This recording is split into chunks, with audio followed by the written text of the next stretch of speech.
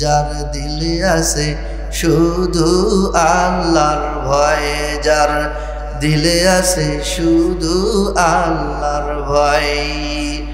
আল্লাহ আল্লাহ সব সময়, আর নিদ্রা ভালো লাগে না, দুনিয়াদারি ভালো লাগে না, ভালো লাগে শুধু ইল্লাল্লাহ, লা ইলাহা ইল্লাল্লাহ, লা ইলাহা ইল্লাল্লাহ, লা ইলাহা ইল্লাল্লাহ, লা ইলাহা ইল্লাল্লাহ, লা ইলাহা ইল্লাল্লাহ, লা ইলাহা ইল্লাল্লাহ। নৌকা চলে না মাঝি ছাড়া, ঠিক কিনা জোরে বলেন? নৌকা চলে না মাঝি ছাড়া, বাস চলে না ড্রাইভার ছাড়া, পৃথিবী চলে না আল্লাহ ছাড়া, লা ইলাহা ইল্লাল্লাহ, লা ইলাহা ইল্লাল্লাহ, লা ইলাহা ইল্লাল্লাহ। হায়াতের মালিক তুমি আল্লাহ, জোরে বলেন হায়াতের মালিক কি? হায়াতের মালিক তুমি আল্লাহ, মওতের মালিক তুমি আল্লাহ, লা ইলাহা ইল্লাল্লাহ, লা ইলাহা ইল্লাল্লাহ, লা ইলাহা ইল্লাল্লাহ মুহাম্মাদুর রাসূলুল্লাহ সাল্লাল্লাহু আলাইহি ওয়াসাল্লাম। রে মুসলমান, আমাদের সৃষ্টিকর্তাকে জোরে বলেন, জোরে বলেন সৃষ্টিকর্তা কে? আল্লাহ। গোলামি চলবে কার? এ গোলামি চলবে কার? জোরে বলেন কার? ওই আল্লাহর গোলামি চলবে, ঠিক কিনা? অন্য কার গোলামি চলবে না। ও মুসলমান, খুব খেয়াল করে শুনবা যে আল্লাহ তোমাকে আমাকে বানাইছি, যে আল্লাহ আমাদের রব। পৃথিবীর বুকে থাকতে হইলে, পৃথিবীর বুকে চলতে হইলে ওই মাওলার গোলামি আমাদের করতে হবে, ঠিক কিনা? অন্য কারো গোলামি করা চলবে না, ঠিক কিনা?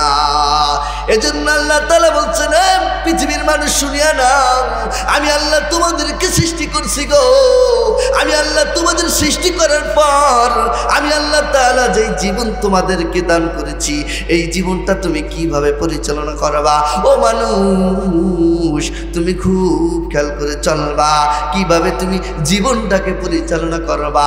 এজন্য আমি আল্লাহ তাআলা একটা সংবিধান দিয়ে দিয়েছি, ঠিক কিনা? জোরে বলেন। সংবিধানের নাম কি? জোরে বলেন আল কোরআন। নাম কি? এ মুসলমান শোনো, আল্লাহকে জীবনটা আমি আল্লাহ দান করছি, আর এই জীবনটা তুমি কিভাবে পরিচালনা করবা আমি আল্লাহ তাআলা এই একটা সংবিধান দিয়ে দিয়েছি। এই সংবিধানের নাম হইল কোরআন, ঠিক কিনা? এই সংবিধানটা বুঝাইবার জন্য এই যুগে যুগে আমি আল্লাহ তাআলা নবী রাসূল প্রেরণ করেছি, ঠিক কিনা? কথা কয় না? আল্লাহ তাআলা পৃথিবী সৃষ্টি করছেন। এই পৃথিবীর মানুষ খুব খেয়াল করে শুনবা, আল্লাহ তাআলা পৃথিবী সৃষ্টি করার পর যুগে যুগে আল্লাহ তাআলা এক একটা কিতাব আল্লাহ তাআলা নাজিল করে দিয়েছেন, ঠিক কিনা? জোরে বলেন। এক একটা কিতাবের ভিতরে আল্লাহ তাআলার বিধিনিষেধ লেখা ছিল, ঠিক কিনা? সংবিধানগুলো লেখা ছিল। মানুষ তুমি কি করবা, পৃথিবীতে যায় তুমি কি করবা, কিভাবে তুমি খানা খাইবা, কিভাবে তুমি রাস্তা দিয়ে চলবা, কিভাবে তুমি বিয়া করবা, কিভাবে তুমি স্ত্রীর সাথে সহবাস করবা, ঠিক কিনা? হে মানুষ, তুমি জীবনে কি করবা? তোমাকে আমি আল্লাহ তাআলা এই হায়াত নামক সময় দিলাম, এই হায়াতটা তুমি কোন পথে পরিচালনা করবা। এজন্য আল্লাহ তাআলা এই কিতাবগুলো আল্লাহ তাআলার বিধিনিষেধ লেখা, এই সংবিধান লেখা। এই সংবিধান বুঝাইবার জন্য আল্লাহ তাআলা যুগে যুগে নবী রাসূল প্রেরণ করেছেন, ঠিক কিনা? কথা কয় না? এই নবী রাসূল প্রেরণ করেছেন, এই জন্যই আল্লাহ তাআলার এই সংবিধান মানুষের কাছে বুঝাই দেওয়া। কি দেওয়া? হ্যাঁ, মানুষের নিকট পৌঁছে দেওয়া, মানুষের সংবিধান বুঝবে না। এজন্য আল্লাহ তাআলা বিশেষভাবে বিশেষ শ্রেণীর মানুষ আমার আল্লাহ তাআলা এই কোরআন, এই যে আল্লাহ তাআলা কোরআন, ইনজিল, জাবর যাই কিছু আল্লাহ নাজিল করেছেন এটা বুঝাইবার জন্য আল্লাহ তাআলা যুগে যুগে নবী রাসূল প্রেরণ করেছেন, ঠিক কিনা? সর্বশেষ আসমানি কিতাব আল্লাহ দান করেছেন, নাম কি জুড়ে বলেন? আল কোরআন। নাম কি? আল কোরআন। এটাকে বুঝাইবার জন্য সর্বশ্রেষ্ঠ একটা নবী আমাদেরকে দান করেছেন, সেই নবীর নাম কি জুড়ে বলেন? জনাবে মুহাম্মদুর রাসূলুল্লাহ সাল্লাল্লাহু আলাইহি ওয়াসাল্লাম। আল্লাহ তাআলা এই কোরআনকে মানুষ যেন বুঝতে পারে, মানুষের নিকট পৌঁছে দেওয়ার জন্য এই কোরআনের সাথে সাথে আল্লাহ তাআলা এই কোরআনকে পাঠাইবার আগেই নবীকে পাঠাইছেন, ঠিক কিনা? কি কোরআনে? কোরআনকে বুঝাইবার জন্য মানুষ কোরআন বুঝবে না, এজন্য আল্লাহ তাআলা শেষ নবী বানাইয়া জনাবে মুহাম্মদুর রাসূলুল্লাহ সাল্লাল্লাহু আলাইহি ওয়াসাল্লামকে পাঠিয়ে দিয়েছেন। যাও নবী যাও, তোমার উম্মতদেরকে এই কোরআনের সংবিধানটা বুঝিয়ে দাও। কথা কয় না? কথা কয় না? ঠিক কিনা? জোরে বলেন আল্লাহু আকবার, আল্লাহু আকবার। এজন্য বন্ধু আমার খুব খেয়াল করে শুনবেন, আল্লাহ তাআলা এই সংবিধান দিয়েছেন, আল্লাহ তাআলার সংবিধান অনুযায়ী জীবন পরিচালনা করতে হইবে, ঠিক কিনা? পৃথিবীর প্রত্যেকটা মানুষের জীবন তিন ভাগে বিভক্ত। কয়ভাবে? তিন ভাগে বিভক্ত, তিন সেক্টরে বিভক্ত। এক নাম্বার হইল মানুষের ব্যক্তিগত জীবন। কথা কয় না? মানুষের ব্যক্তিগত জীবন। দ্বিতীয় নাম্বার সেক্টর হইল মানুষের পারিবারিক জীবন। কি জীবন? মানুষের পারিবারিক জীবন। তৃতীয় নাম্বার সেক্টর হইল মানুষের সামাজিক জীবন। প্রত্যেকটা মানুষের জীবন ব্যবস্থা কয় ভাগে বিভক্ত? জোরে বলেন কয় ভাগে? তিন ভাগে বিভক্ত। কয় ভাগে? তিন ভাগে বিভক্ত। এক নম্বরে ব্যক্তিগত জীবন, ইচ্ছা করলে তুমি আল্লাহর হুকুম মানতে পারো, ইচ্ছা করলে তুমি নাও মানতে পারো। কথা কয় না? মুসলমান ইচ্ছা করলে তুমি আজকে ওয়াজ মাহফিল চলতেছে, মুসলমান ইচ্ছা করলে তুমি ওয়াজে আসতে পারো, আবার অন্যান্য জায়গায় গানও চলতেছে, ঠিক কিনা? নাট্যমঞ্চ চলতেছে, ইচ্ছা করলে তুমি ওই নাট্যমঞ্চে যাইতে পারো। এটা হলো তোমার ব্যক্তিগত জীবন। কথা কয় না? ব্যক্তিগত জীবন। এটা হইল তোমার ইচ্ছা। আমার আল্লাহ তাআলা তোমার আমার ইচ্ছা স্বাধীনতা দিয়া দিয়েছেন। এই ইচ্ছা স্বাধীনতা আমার আল্লাহ তাআলা তোমার আমার থেকে আল্লাহ কাইরা নেন নাই। কি করেন নাই? কাইরা নেন নাই। এই ইচ্ছা স্বাধীনতা বান্দাকে দিয়া দিয়েছেন। ও বান্দা, ব্যক্তিগত জীবন দিয়া দিলাম। কি দিলাম? ব্যক্তিগত স্বাধীনতা দিয়া দিলাম। ইচ্ছা করলে তুমি আজকে গানের মঞ্চে আসতে পারো, আবার ইচ্ছা করলে ওই গানের মঞ্চটা চাইরা তুমি এই ওয়াজের মঞ্চ আসতে পারো, ঠিক কিনা? এটা হইল তোমার ব্যক্তিগত ব্যাপার, এটা হইল ব্যক্তিগত স্বাধীনতা। দ্বিতীয় নাম্বার জীবন ব্যবস্থা হইল পারিবারিক জীবন, যেটা ছেলে মেয়ে স্ত্রীকে নিয়ে মানুষ উপভোগ করে, ঠিক কিনা? তৃতীয় নাম্বার হইল সামাজিক জীবন। ও মুসলমান, বোঝার বিষয় হইল আল্লাহ রাসূল সাল্লাল্লাহু আলাইহি ওয়াসাল্লাম এই পৃথিবীর বুকে আগমনের পূর্বে মানুষের ব্যক্তিগত জীবনও ভালো ছিল না। কি ছিল না? আল্লাহ রাসূল সাল্লাল্লাহু আলাইহি ওয়াসাল্লাম আসার পূর্বে মানুষের ব্যক্তিগত জীবন ভালো ছিল না। আল্লাহ রাসূল সাল্লাল্লাহু আলাইহি ওয়াসাল্লাম আসার পূর্বে মানুষের পারিবারিক জীবনও ভালো ছিল না। আল্লাহ রাসূল সাল্লাল্লাহু আলাইহি ওয়াসাল্লাম আসার পূর্বে মানুষের সামাজিক জীবনও ভালো ছিল না। কি ছিল না? সামাজিক জীবনও ভালো ছিল না। আল্লাহ রাসূল সাল্লাল্লাহু আলাইহি ওয়াসাল্লাম আসার পূর্বে মানুষের ব্যক্তিগত জীবন ভালো ছিল না। মানুষের ভিতরে মানুষত্ব ছিল না। মানুষ যেটা খুশি সেটাই করত। আল্লাহ তাআলার বিধান কিছুই মানত না, আল্লাহ তাআলাকেও ঠিক মতো মানত না। আল্লাহ তাআলার বিধান আছে এটাও মানুষ জানতো না, মানত না। আল্লাহ রাসূল সাল্লাল্লাহু আলাইহি সাল্লাম আগমনের পর আল্লাহ রাসূল সাল্লাল্লাহু আলাইহি সাল্লাম মানুষকে ধইরা ধইরা মানুষের ব্যক্তিগত জীবন সংশোধন করাইছেন। কি করছেন? আল্লাহ রাসূল সাল্লাল্লাহু আলাইহি সাল্লাম মানুষকে ধইরা ধইরা মানুষের ব্যক্তিগত জীবন সংশোধন করেছেন। হযরত ওমর ইবনে সালামা রাদিয়াল্লাহু তাআলা আনহু قال, হযরত ওমর ইবনে সালামা রাদিয়াল্লাহু তাআলা আনহু বলেন, আমি একবার ছোট্ট ছিলাম। কি ছিলাম? আমি যখন ছোট্ট ছিলাম আমি রাসূল সাল্লাল্লাহু আলাইহি সাল্লামের কোলের ভিতরে বসে আল্লাহু আকবার, জোরে বলেন আল্লাহু আকবার। আমি রসুলের কোলে বসা ছিলাম, আমি ছোট্ট। এমন সময় রসুলের কাছে একটা খাবারের প্লেট আসলো। কি আসলো? খাবারের প্লেট আসলো। খাবারের প্লেট আসার পর আমি তো ছোট্ট ছিলাম, তখন আমি আমার হাত এদিক সেদিক ঘুরাইতেছিলাম। ছোট্ট বাচ্চাদের সামনে খাবার দিলে, প্লেট দিলে কিরকম করে? হ্যাঁ, এমনি এমনি নাড়ায় না, চিটি ফেটাই ভাবায়। তো ওমর ইবনে সালামা বলতেছেন, আমি ছোট্ট ছিলাম, রসুলের কোলে ছিলাম, আমি খাবারটা ধইরাই মুখে দিলাম। কি দিলাম? খাবারটা ধইরাই মুখে দিলাম। আল্লাহ রসুল সাল্লাল্লাহু আলাইহি সাল্লাম বলেন, ইয়া গোলাম, হে বৎস, হে ছেলে, হে গোলাম, তুমি তো মুসলমান। মুসলমান তো খাবার খাবে, খাবারের শুরুতে বিসমিল্লাহ বলবে, আল্লাহু আকবার। হে বৎস, হে ছেলে, হে ছেলে, তুমি তো মুসলমান। মুসলমান তো কোনোদিন খাবারের শুরুতে বিসমিল্লাহ ছাড়া খাইতে পারে না। কতক্ষণ জোরে বলেন। মুসলমান খাবার খাবে, খাবারের শুরুতে সর্বপ্রথম বলবে বিসমিল্লাহির রহমানির রহিম। ঠিক কিনা? আল্লাহ রসুল সাল্লাল্লাহু আলাইহি ওয়াসাল্লাম বলেন, হে বৎস, হে ছেলে, তুমি তো মুসলমান, তুমি যখন খাবার খাইবা বিসমিল্লাহ বলে খাবার খাইবা, খাবারের শুরুতে তুমি বিসমিল্লাহ বলবা। ওমর ইবনে সালামা বলেন, আমি ছোট্ট ছিলাম, আমি এদিক সেদিক থেকে প্লেটের এদিক সেদিক থেকে খাবার ধরছিলাম। রসুল বলেন, হে বৎস, মুসলমানের নিয়ম হইল এদিক সেদিক থেকে খাওয়া না। মুসলমানের নিয়ম হইল মুসলমান খাবার খাবে, তার প্লেটের সামনে থেকে খাবার খাবে। কি খাবে? তার প্লেটের সামনে থেকে খাবার খাবে, এটাই হইল নিয়ম।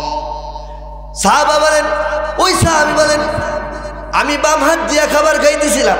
কি দিয়া? বাম হাত দিয়া খাবার খাইতেছিলাম। রসুল বলেন, হে গোলাম, তুমি তো মুসলমান, মুসলমান কোনোদিন বাম হাত দিয়া খাইতে পারে না। ঠিক কিনা? মুসলমান খাবার খাবে তো ডান হাত দিয়া খাবে। আল্লাহু আকবার। এই যে রসুল সাল্লাল্লাহু আলাইহি সাল্লাম মানুষের ব্যক্তিগত জীবন সংশোধন শুরু করে দিলেন। ঠিক কিনা? সাহাবী বলেন, রসুল সাল্লাল্লাহু আলাইহি সাল্লাম এই যে আমার ব্যক্তিগত জীবন সংশোধন করে দিলেন। আল্লাহু আকবার। এর পূর্বে কিভাবে মানুষ খানা খাইতো? যেভাবে ইচ্ছা সেভাবে খাইতো, বিসমিল্লাহও জানতো না। কি জানতো না? সাহাবী বলেন, রাসূল সাল্লাল্লাহু আলাইহি সাল্লাম আমার ব্যক্তিগত জীবন সংশোধন করে দিলেন। আল্লাহু আকবার। আব্দুল্লাহ ইবনে উমর রাদিয়াল্লাহু তাআলা আনহু বলেন, একবার রাসূল সাল্লাল্লাহু আলাইহি সাল্লাম ঘরের ভিতরে বসা, এমন সময় রাসূল সাল্লাল্লাহু আলাইহি সাল্লাম বের হলেন। বের হওয়ার পর হঠাৎ রাসূলের সামনে দিয়ে একটা যুবক হাইটা যাইতেছে। কি যাইতেছে? একটা যুবক হাইটা যাইতেছে। হাইটা যাওয়ার পর রাসূল সাল্লাল্লাহু আলাইহি সাল্লাম দেখলে কি, ওই যুবকের চুল হেন্দা কতটুকু নাই, হেন্দা বড়, হেন্দা কতটুকু নাই। কি নাই? ইন্দুরে খাইছে, বান্দরে খাইছে। কিসে খাইছে? ইন্দুরে আর বান্দরে খাইছে। রাসূল ডেকে কয়, এ গোলাম, এ বৎস শোনো, ও মুসলমান, তুমি তো মুসলমান। ও বাবা, তুমি তো মুসলমান, তুমি তো মুসলমানের সন্তান। মুসলমান কোনোদিন এভাবে চুল কাটতে পারে না। হয়তো তুমি সমস্ত চুলগুলা বড় রাখবা, নয়তো তুমি চুলগুলা ছোট ছোট করে কাটবা। আল্লাহু আকবার। এই যে রাসূল সাহাবীদের ব্যক্তিগত জীবন সংশোধন করে দিন। আল্লাহু আকবার। রাসূল সাল্লাল্লাহু আলাইহি সাল্লামের আগমনের পূর্বে মানুষের ব্যক্তিগত জীবন ঠিক ছিল না। কিভাবে যে চলবে, কোন আদর্শ মোতাবেক চলবে, এটা মানুষ জানতো না। রাসূল আয়েশা মানুষের কাছে কাছে যাইয়া মানুষকে ধইরা বুঝাইয়া মানুষের ব্যক্তিগত জীবন সংশোধন করেছেন। ঠিক কিনা? যার কারণে মানুষের ব্যক্তিগত জীবন ঠিক হয়ে গেছে। ঠিক কিনা? এবার আসেন পারিবারিক জীবন। ও মুসলমান শুনো, পারিবারিক জীবন ছিল ভয়াবহ। রাসূল সাল্লাল্লাহু আলাইহি সাল্লামের আগমনের পূর্বে মানুষের পারিবারিক জীবন ছিল একটা দুর্বিষময় অবস্থা। মানুষকে মূল্যায়ন করতো না। সবচেয়ে ফ্যামিলির মধ্যে, পরিবারের মধ্যে সবচেয়ে বড় একটা বিষয় ছিল, সেটা হলো স্বামী স্ত্রীর ভেজাল। কি ছিল? স্বামী স্ত্রীর দ্বন্দ্ব। এই স্বামী স্ত্রীর দ্বন্দ্ব কি কারণে? কয় কোন স্ত্রী যদি কন্যা সন্তান প্রসব করত, তাহলে ওই কন্যা সন্তানকে জীবন্ত পুঁতে ফেলা হতো। কি হতো? জীবন্ত পুঁতে ফেলা হতো। এটাই ছিল আরবের পারিবারিক জীবনের সবচেয়ে বড় অশান্তি। কি ছিল? সবচেয়ে বড় অশান্তি। কোনো মা যদি কন্যা সন্তান গর্ভে দিত, তাহলে সাথে সাথে ওই মার কন্যা সন্তানকে জীবন্ত পুঁতে ফেলা হতো। নাউযুবিল্লাহ। শুধু তাই নয়, ওই স্ত্রীকে নির্যাতন করা হইতো, শারীরিক নির্যাতন করা হইতো, মানসিক নির্যাতন করা হইতো, সর্বরকমের নির্যাতন করা হইতো। এবার আল্লাহ রসুল সাল্লাল্লাহু আলাইহি সাল্লাম আসার পর আল্লাহ রসুল সাল্লাল্লাহু আলাইহি সাল্লাম সবাইকে ডাক দিলেন, ও মক্কার মানুষ শোনো, ও মক্কার মানুষ শোনো, ও পৃথিবীর মানুষ শোনো, আমি তোমাদেরকে একটা মেসেজ দিই, আমি তোমাদেরকে একটা মেসেজ দিতে চাই। শোনো এ মুসলমান, শোনো, আমার কোন উম্মতের যদি আমার আল্লাহ তাআলা কন্যা সন্তান দিয়া মুসিবতে ফেলি, কন্যা সন্তান দিয়া বিপদে ফেলি, আর এই কন্যা সন্তান হওয়ার পর আমার ওই উম্মত যদি আলহামদুলিল্লাহ বলে, আল্লাহু আকবার, এই কন্যা সন্তান হওয়ার পর আমার ওই উম্মত যদি আলহামদুলিল্লাহ বলে, আয় আল্লাহ, কন্যা সন্তান দেওয়ার মালিক তুমি, ছেলে সন্তান দেওয়ার মালিক গো তুমি আল্লাহ, আল্লাহ তুমি যা দিছো তাই আলহামদুলিল্লাহ। ও মক্কার মানুষ শোনো, আমি তোমাদেরকে একটা মেসেজ দিতে চাই, এই শুকরিয়া যদি তোমরা আদায় করতে পারো, আমার আল্লাহ তাআলা কিয়ামতের ময়দানে এই মেয়ে সন্তানের কারণে, কন্যা সন্তানের কারণে ওই পিতামাতাকে আল্লাহ জান্নাত দিয়ে দেবেন। সুবহানাল্লাহ। রাসূল বলেন, এই মেসেজটা সারা মক্কার জমিনে পৌঁছে গেল, সমস্ত মক্কার জমিনে আনাচে কানাচে পৌঁছে গেল। এই সংবাদটা শোনার পর মক্কার মানুষের ভিতরে যে পারিবারিক দ্বন্দ্ব ছিল, সবচেয়ে বড় একটা সমস্যা ছিল এই যে শারীরিক নির্যাতন। স্ত্রীকে শারীরিক নির্যাতন করা হইতো, স্ত্রীর টর্চার করা হইতো, কন্যা সন্তানকে জীবন্ত পুঁতে ফেলা হইতো। ও মুসলমান শোনো, আল্লাহ রাসূল সাল্লাল্লাহু আলাইহি সাল্লাম যখন বললেন, ও মক্কার মানুষ শোনো, তোমাদের কারো যদি কন্যা সন্তান হয় আর যদি তোমরা এটার শুকরিয়া আদায় করো, তাহলে এই কন্যা সন্তান কিয়ামতের ময়দানে তোমাদের জান্নাতে যাওয়ার কারণ হয়ে যাবে। আল্লাহু আকবার। আরবের মানুষগুলোর মধ্যে পারিবারিক সমস্যা সমাধান হয়ে গেল। আল্লাহু আকবার। পারিবারিক জীবনে শান্তি ফিরে আইলো। আল্লাহু আকবার। এখন কোনো পারিবারিক জীবনে আর কোনো দ্বন্দ্ব হয় না, এখন থেকে সুন্দর হয়ে গেল মক্কার জমিনের মানুষের পারিবারিক জীবন। আল্লাহু আকবার। কত সুন্দর রাসূল, ঠিক কিনা? কত সুন্দর নিয়ম, কত সুন্দর আল্লাহর মেসেজ। ও মুসলমান, বুঝি না তো বুঝি না, কি বুঝি না তাও বুঝি না, ঠিক কিনা? কি বুঝি না তাও বুঝি না, এমন মুসলমান হয়ে গেলাম। মুসলমান গো, এমন মুসলমান হইলে কাজ হইতো নি, কথা হয় না? এমন মুসলমান হইলে কাজ হবে না। বুঝতে হবে, জানতে হবে, চিনতে হবে, মানতে হবে, ঠিক কিনা? বুঝতে হবে, জানতে হবে, চিনতে হবে, মানতে হবে, এটাই হইল মুসলমানের কাজ, ঠিক কিনা? একটা মুসলমানের কাজ হইল সব কিছু চেনা, সব কিছু জানা, সব কিছু বোঝা। মানুষ গো, পৃথিবীতে তুমি আমি চিরদিন থাকবো না, থাকবো নি, কথা কয় না? এ মুসলমান, সারা জনম পৃথিবীতে থাকার জন্য আল্লাহ পাঠায় নাই। ভুল বললাম? দাদা গেছেন, দাদা যায় নাই, দাদা গেছে, দাদা গেছে, ঠিক না? সেই দাদার নামটা কি ছিল সেটাও আমরা জানি না, কথা কয় না? দাদার নাম ছিল কি? What is this? পেঁয়াজ রসুন কি? কারণ এই জমিতে পেঁয়াজ রসুন চাষ হইতেছে, কথা কয় না? সেই জমিনে কি এখন কি চাষ হয়, কথা কয় না? দাদা যেখানে শুয়ে আছে এখানে পেঁয়াজ রসুন চাষ হয়। হ্যাঁ, চিন্তা করে চলবেন। ও মুসলমানের জন্য মুসলমানের চিন্তা ফিকির করে চলা উচিত। কারণ চিরদিন মুসলমান পৃথিবীতে থাকার জন্য আসে নাই, আল্লাহ থাকার জন্য পাঠায় নাই। অল্প সময়ের জন্য আল্লাহ পৃথিবীতে পাঠাইছেন। এই অল্প সময় চিনতে হবে, জানতে হবে, বুঝতে হবে, মানতে হবে, ঠিক কিনা? তারপরে দুনিয়া থেকে বিদায় নিতে হবে। কিছু মানুষ আছে কিছু জানি না, আমরা এর জানিটা না, নামাজ কিভাবে পড়তে জানি না, তুমি জানো না কেন? তুমি জানলাও না কেন? তুমি সব জানো। তুমি যে জানো কোন নায়িকার নাম কি, কোন নায়কের নাম কি, ডেক্সেটের বক্সের তালে তালে তোমার নাচ উঠা যায়, ঠিক কিনা? তুমি সব কিছু জানলাও, সব কিছু বুঝলাও, কিন্তু কোরআনের কাছে আসলেই তুমি জানো না, হাদিসের কাছে আসলেই তুমি জানো না, মসজিদের কাছে আসলেই তুমি জানো না, আর মাদ্রাসার কাছে আসলেই তুমি জানো। তোমরা যাচ্ছো, তোমাদের মধ্যে কি আসছো একজন কথা বলবা আরব সমাজের ব্যবস্থা সম্পর্কে, আরব সমাজের অবস্থা সম্পর্কে আমার সাথে কথা বলবা। উম্মে সালামা রাদিয়াল্লাহু তাআলা বলেন, জাফর ইবনে আবু তালেব আমাদের মধ্যে বাদশার সামনে কথা বলল। এবার বাদশা বলল, তোমাদের আরব সাম্রাজ্যের কি অবস্থা বলো। জাফর ইবনে আবু তালেব বলল, ও বাদশা শোনেন, আমরা হলো এমন জাতি, আমরা হলো মূর্খ জাতি। কি জাতি? আমরা হলো মূর্খ জাতি বাদশা। এই বাদশা, আমরা হইলো বর্বর জাতি, আমরা হইলো মূর্খ জাতি, আমরা হইল এমন এক জাতি মূর্তি পূজা করি। আমরা কি করতাম? মূর্তি পূজা করতাম, আমরা প্রতিমার পূজা করতাম, আমরা অন্যায়ভাবে একজনকে জুলুম করতাম, নির্যাতন করতাম। ও বাচ্চা, আরবের ভিতরে এমন কোনো কাজ নাই, এমন কোনো খারাপ কাজ নাই যে আমাদের দ্বারা হয় না। কি হয় না?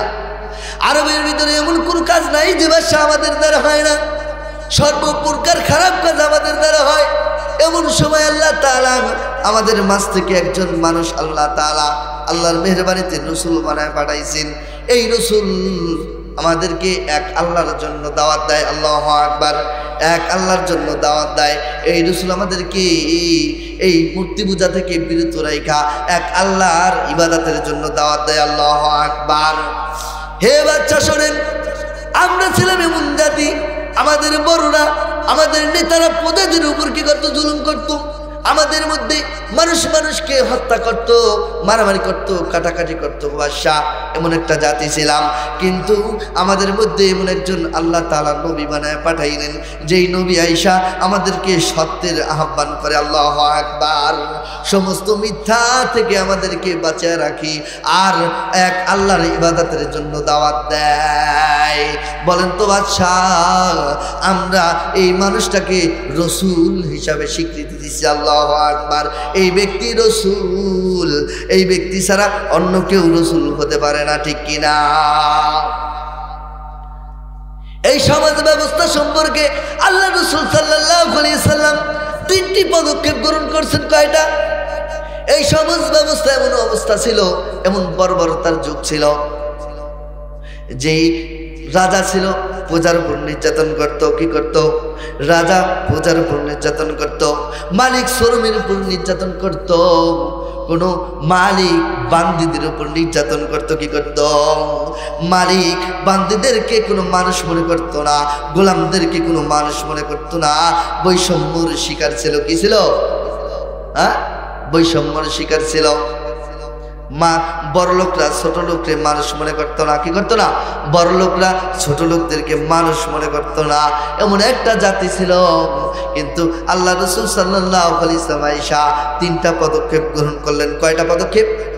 আল্লাহ রাসূল সাল্লাল্লাহু আলাইহি ওয়াসাল্লাম 3টা পদক্ষেপ গ্রহণ কইরা সমাজ ব্যবস্থাকে ভালো করছেন। আল্লাহু আকবার।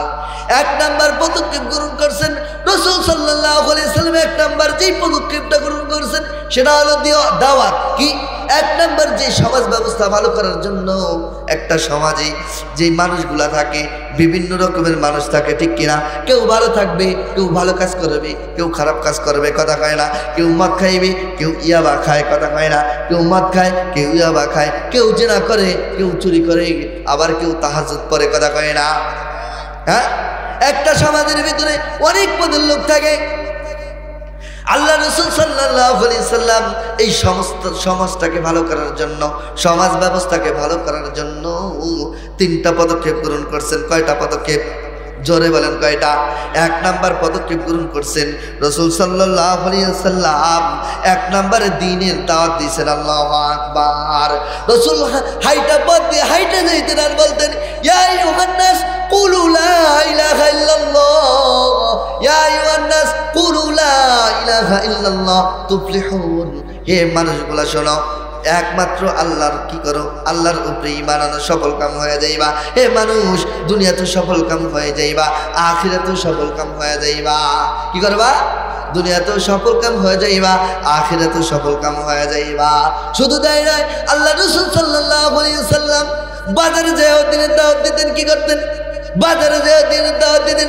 বাজারে যেও বলতেন, ইয়া আইয়ুহান নাস কুলু লা ইলাহা ইল্লাল্লাহ তুফলিহুন। হে মানুষগুলা, তোমরা এক আল্লাহর প্রতি ঈমান আনো। হে মানুষ শোনো, তোমরা যেই প্রতিমা পূজা করো, তোমরা যেই মূর্তি পূজা করো, এটা কিন্তু তোমাদের জাহান্নাম থেকে বাঁচাইতে পারবে না। এই মূর্তি কিন্তু কথা বলতে পারে না।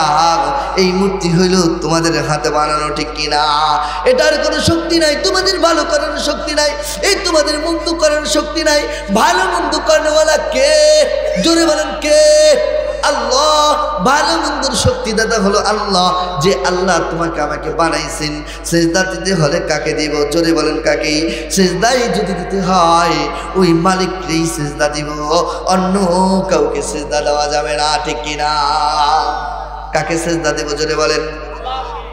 আল্লাহকে ছাড়া অন্য কারো সিজদা দিতে যাওয়া যাবে না। রাসূল সাল্লাল্লাহু আলাইহি ওয়াসাল্লাম বাজারে যেও মানুষদেরকে দিনের দাওয়াত দিতেন। কি করতেন? এই বাজারে যে মানুষদেরকে হাটে বাজারে পথে ঘাটে রাসূল দিনের দাওয়াত দিতেন। এই দাওয়াতের কারণে রাসূলের প্রতি মানুষের ভালোবাসা বাড়ছে না কমছে? জোরে বলেন। বাড়ছে। কি করছে?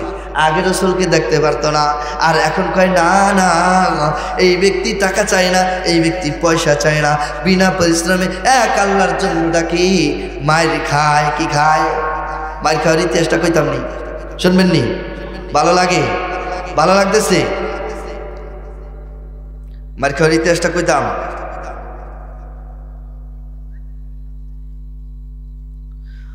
তারিক ইবনে আব্দুল্লাহ রাদিয়াল্লাহু তাআলা আনহু, আল্লাহ রাসূল সাল্লাল্লাহু আলাইহি সাল্লামের একটা সাহাবী, তিনি বলেন, আমি একদিন বাজারে গেলাম। কি করলাম?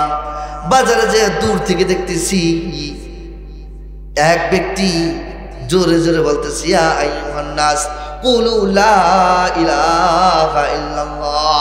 হে মানুষ, হে লোক সকল, তোমরা পড়ো লা ইলাহা ইল্লাল্লাহ তুফলিহুন, তাহলে তোমরা সফল কাম হয়ে যাইবা। এক ব্যক্তি এরকম দিনের দাওয়াত দিতেছে বাজারে ডাইকা ডাইকা। বড় আশ্চর্যের বিষয় হইল, আমি দেখলাম ওই ব্যক্তি দিনের দাওয়াত দিতেছে, আর পিছন থেকে কে যেন, পিছন থেকে এক ব্যক্তি ওই ব্যক্তিকে পাথর নিক্ষেপ করতেছে। নাউযুবিল্লাহ। কি করতেছে? পিছন থেকে ওই ব্যক্তিকে পাথর নিক্ষেপ করতেছে, আর ওই ব্যক্তি রক্তাক্ত হয়ে যাইতেছে, কিন্তু পিছন থেকে ফিরা দেখে না কি আমাকে পাথর মারতেছি। তারিক ইবনে আব্দুল্লাহ বলেন, আমি বাজারে গেলাম। বাজারে যাওয়ার পর মানুষের কাছে জিজ্ঞাসা করলাম, হে লোক সকল শোনো, ওই ব্যক্তিকে, যেই ব্যক্তি বলতেছিল ইয়া আইয়ুহান নাস কুলু লা ইলাহা ইল্লাল্লাহ, ওই ব্যক্তিকে, যে ব্যক্তি বাজারে এসে দিনের দাওয়াত দিয়েছিল, ওই ব্যক্তি বলল, এ শোনো, ওই ব্যক্তি হইল মুহাম্মদ। নাম কি? নাম মুহাম্মদ। সে নবী দাবি করে। কি দাবি করে? সে নবী দাবি করে। সে আল্লাহ তাআলার, একমাত্র আল্লাহর দিকে আহ্বান করে, একমাত্র আল্লাহর ইবাদত করার জন্য বলে, অন্য কোনো ইবাদতের জন্য সে ডাকে না। এবার বলেন, ওই যে এই ব্যক্তির পিছনে দেখলাম একটা ব্যক্তি, যে ব্যক্তি কঙ্কর নিক্ষেপ করতেছে। কি করতেছে? কঙ্কর নিক্ষেপ করতেছে। ওই ব্যক্তি হইল আবুল আহাব, যিনি রাসূলের চাচা। কি? যিনি হইল রাসূলের চাচা। তিনি তার নবুয়তের দাবিদার মানে না। কি করে না? তিনি তার নবুয়তের দাবিদার মানে না, এজন্য কঙ্কর নিক্ষেপ করতেছে, আর শরীর থেকে রক্ত মুবারক পইড়া জুতা আটকাই দিতেছে। আল্লাহু আকবার। তারপরও নবী দিনের দাওয়াত দেওয়া ছাড়ে নাই, ঠিক কিনা জোরে বলেন? এটা হইল আমার নবীর দিনের দাওয়াত দেওয়া। এ মানুষ সমাজগুলো এমনি এমনি ভালো হয়ে যায় নাই আমার নবীর পরিশ্রমের কারণে, ঠিক কিনা জোরে বলেন? আমার নবীর জীবনের পরোয়া করে নাই, এই কত কষ্ট কইরা উম্মাতে মুহাম্মাদিকে দিন দিয়া গেছেন, ঠিক কিনা? অথচ সেই নবীর উম্মাত আমরা, সেই নবীর উম্মাত হইয়া আমরা সেই দিন পালন করি না, ঠিক কিনা? ও মানুষ শোনো, এজন্য 1 নম্বর সমাজ ব্যবস্থা ভালো করার জন্য কি করা লাগবে? দ্বীনের দাওয়াত দেওয়া লাগবে। কি করা লাগবে? দ্বীনের দাওয়াত দেওয়া লাগবে। দ্বীনের দাওয়াত দেওয়ার কারণে রাসূল মার খাইছেন, কত কষ্ট সহ্য করেছেন, কিন্তু মানুষ আবার হাপনও বলছে, ঠিক কিনা? যেই নবী এমন মানুষ গঠন হয়ে গেছে, মক্কার জমিনে এমন মানুষ হয়ে গেছিল, এক নজর যদি রাসূলকে না দেখতে পাইতো মানুষ কলজা সেইটা মইরা যাওয়ার উপক্রম হইতো, ঠিক কিনা? রাসূলের শত্রু ছিল, কি ছিল? রাসূলের শত্রু ছিল মারাত্মক। কি ছিল? রাসূলের শত্রু ছিল, কিন্তু হ্যাঁ রাসূলের শত্রু থেকে রাসূলের বন্ধু ছিল বেশি, ঠিক কিনা? রাসূলের প্রতি শুধু মক্কার মানুষ নাই, সারা পৃথিবীর মধ্যে এমন কোনো মানুষ নাই যে রাসূলের প্রতি মায়া না লাগতে, ঠিক কিনা? লাগে না? জোরে বলেন, লাগে না? আমাদের কি মন চায়? কলজাটা ঠিক ছিঁড়ে যায় না? হ্যাঁ, আমাদের নবীকে দেখতে মন চায় না? জোরে বলেন, দেখতে মন চায় না? আহা, যদি একবার পাইতাম, হ্যাঁ, কি মনটা ছিঁড়ে যায় না? আল্লাহ একবার যদি স্বপ্ন যুগে দেখতে পারতাম, হ্যাঁ, আল্লাহ ধন্য হয়ে যেতাম। আরবের মধ্যে এমন লোক ছিল, শুধু আরবে না সারা পৃথিবীতে এমন লোক ছিল, রাসূলকে এক নজর দেখার জন্য মানুষগুলা পাগল পারা হয়ে যাইত, ঠিক কিনা? আল্লাহু আকবার। এজন্য বন্ধু আমার দ্বীনের দাওয়াত দেওয়া লাগবে। কি করা লাগবে? সমাজের ভিতরে বেশি বেশি দ্বীনের দাওয়াত দেওয়া লাগবে। সমাজ ব্যবস্থা ভালো করার জন্য 1 নাম্বার পদক্ষেপ রাসূল গ্রহণ করেছেন, কি? দ্বীনের দাওয়াত দেওয়া লাগবে। 2 নাম্বার পদক্ষেপ রাসূল গ্রহণ করছেন। 2 নাম্বার হইল আরবের যুগে, আরবের সমাজের ভিতরে মানুষের ভিতরে কি ছিল? বৈষম্য ছিল। কি ছিল? বৈষম্য ছিল। মানুষ মানুষকে কি করতো না? মূল্যায়ন করতো না। কি করতো না? মানুষ মানুষকে মূল্যায়ন করতো না। মানুষ মানুষকে মূল্যায়ন করতো না, মানুষ মানুষকে সম্মান করতো না। রাসূল আয়েশা বলে দিলেন, এই লোক সকল শোনো, হে লোক সকল শোনো, মক্কা আল্লাহ রাসূল সাল্লাল্লাহু আলাইহি সাল্লাম মক্কা বিজয়ের পরের দিন, মক্কা বিজয়ের পর মক্কায় বসে আল্লাহ রাসূল সাল্লাল্লাহু আলাইহি সাল্লাম একটা ভাষণ দিলেন, হে লোক সকল শোনো, হে লোক সকল শোনো, আজ থেকে তোমরা সকলেই মানুষ। কি? তোমরা কি? সকলেই মানুষ। তোমাদের একে অপরের মধ্যে কোনো ভেদাভেদ নাই। কি নাই? বড়লোক গরিবের ভিতরে কোনো ভেদাভেদ নাই, ফকির মিসকিনের মধ্যে কোনো ভেদাভেদ নাই। কি নাই? ফকির মিসকিনের মধ্যে কোনো ভেদাভেদ নাই, রাজা প্রজাদের মধ্যে কোনো ভেদাভেদ নাই। কারো ভিতরে আজ থেকে আর কোনো বৈষম্য চলবে না। কি চলবে না? 2 নাম্বার যে পদক্ষেপ রাসূল গ্রহণ করেছেন, ইনসাফ। সমাজের ভিতরে রাসূল ইনসাফ প্রতিষ্ঠা করেছেন। কি করেছেন?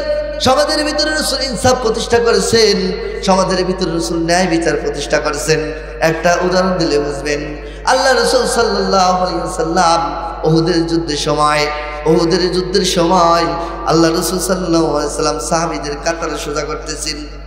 এক পাশে কাফিররা লাইন ধরে দাঁড়িয়ে আছে, আরেক পাশে মুসলমান।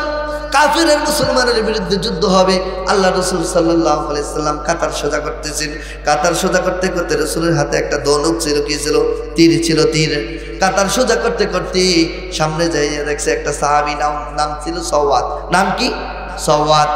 এমন সময় রাসূল সাল্লাল্লাহু আলাইহি ওয়াসাল্লাম দেখলো কি ওই সাওয়াদ কাতার থেকে তার পেটটা একটু বাইরে গেছে। কি করছে? কাতার নামাজে যেরকম সোজা করে না, এমন কাতার বন্দী হইয়া দাঁড়াইছে। এনে ওই সাওয়াতের পেটটা কি করেছে? একটু উঁচা হয়ে গেছে, মানে কাতার থেকে একটু সামনে আগাই দিছে। আল্লাহ রাসূল সাল্লাল্লাহু আলাইহি ওয়াসাল্লাম রসিকতা কইরা ওই রাসূলের হাতে যেই ধনুক ছিল, এই ধনুকটা দিয়া একটু কুচা দিছে। কি করছে? পেট বাইছে একটু কুচা দিছে। সাওয়াত, তোমার কাতারটা তো সোজা হয় নাই, তুমি সামনে বাড়ছো কেন? সোজা করো। এবার সাওয়াত বলে, আল্লাহ রাসূল, আপনি আমার পেটে খোঁচা দিলেন কেন? আল্লাহ রাসূল রে, আপনি যেভাবে আমাকে একটা খোঁচা দিছেন, আল্লাহ রাসূল, আপনি তো ইনসাফগার। দুনিয়াতে আল্লাহ তাআলা আপনাকে ন্যায় ইনসাফ করার জন্য, ন্যায় ইনসাফ কায়েমের জন্য দুনিয়াতে পাঠাইছেন। আপনি যেভাবে আমাকে একটা খোঁচা দিছেন, আমি ওই জায়গায় ওইভাবে আপনাকে একটা খোঁচা দেব। আল্লাহু আকবার। এবার রাসূল সাল্লাল্লাহু আলাইহি সাল্লাম বলেন, হ্যাঁ আমি হলাম পৃথিবীর বুকে ইনসাফগার। আমি যদি ইনসাফ প্রতিষ্ঠা না করি কে করবে? এ সওয়াত নাও, তুমি একটা খোঁচা দাও। রাসূল গো, আমার যদি খোঁচা দিতে হয় আপনি কি করেন? আমার খালি পেটে খোঁচা দিয়েছেন, আপনার এই যে কাপড় চোপড় আছে এটা খুলতে হবে।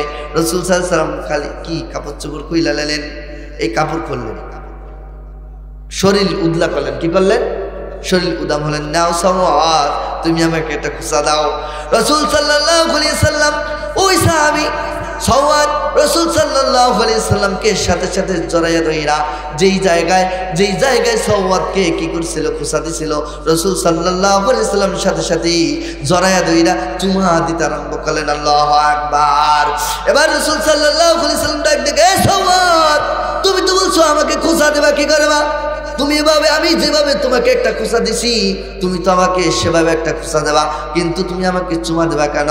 সওয়াত ডাইকে বলে, আল্লাহ রাসূল তাকায়া দেখেন আল্লাহ রাসূল, এই যে কাফিররা একটু পরে যুদ্ধ শুরু হবে, আল্লাহ রাসূল একটু পরে যুদ্ধ শুরু হয়ে যাবে, না জানি আর কোনোদিন পৃথিবীতে বাঁচি কিনা জানা নাই, এই যুদ্ধে শহীদ আর কোনোদিন বাঁচবো কিনা জানা নাই, না জানি শহীদ হয়ে যাব। আল্লাহ রাসূল গো, কি আমল করছি সেটা জানি না, আমি সওয়াত যদি কিয়ামতের ময়দানে ধরা খায় যাই গো রাসূল, আমি আল্লাহর কাছে বলবো, আল্লাহ গো, ওই যে শেষ সময় তোমার হাবিবের পেটের ভিতরে একটা চুমা দিয়েছিলাম, আল্লাহ, আয় আল্লাহ, যেই ঠোঁট দিয়ে আমি রাসূলের শরীর মুবারকে আঘাত লাগাইছি গো আল্লাহ, এই আঘাত লাগার কারণে এই শরীরটাকে তুমি জাহান্নামে দিও না। আল্লাহু আকবার।